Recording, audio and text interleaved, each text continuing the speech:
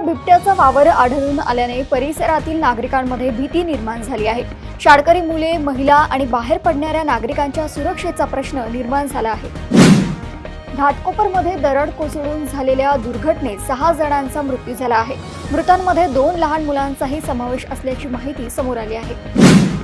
दीप अमावस्या अर्थात गटारी अमावस्या साजरी करण्यासाठी कोल्हापूरकर सज्ज झाले आहेत। चिकन, मटण आणि फिश मार्केटमध्ये सकाळपासून खवय्यांची मोठी गर्दी पाहायला मिळाली। आंबा घाटातील दरडी आणि रस्ता खचण्याची भीती लक्षात घेऊन एसटी वाहतूक बंद करण्यात आली आहे। प्रवाशांच्या सुरक्षिततेसाठी हा निर्णय घेण्यात आला आहे।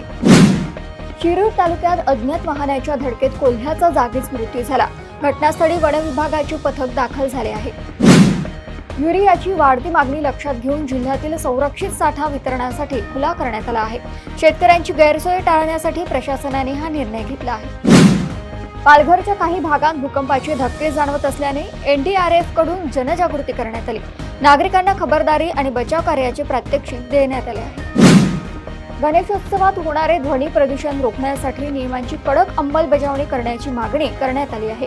14 पर्यावरण संस्थांनी पोलीस आयुक्तांना निवेदन दिले आहे। मनसे अध्यक्ष राज ठाकरे यांनी मुख्यमंत्री देवेंद्र फडणवीस यांची भेट घेतली। या भेटीतील चर्चेकडे राजकीय वर्तुळाचे लक्ष लागले आहे।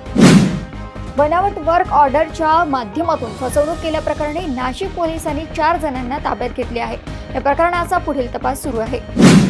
प्रदेशातील अशाच घडामोडी मी प्रतीक्षा आपल्यापर्यंत पोहोचवतच राहणार। तोपर्यंत बघत राहा देशोन्नती। नमस्कार।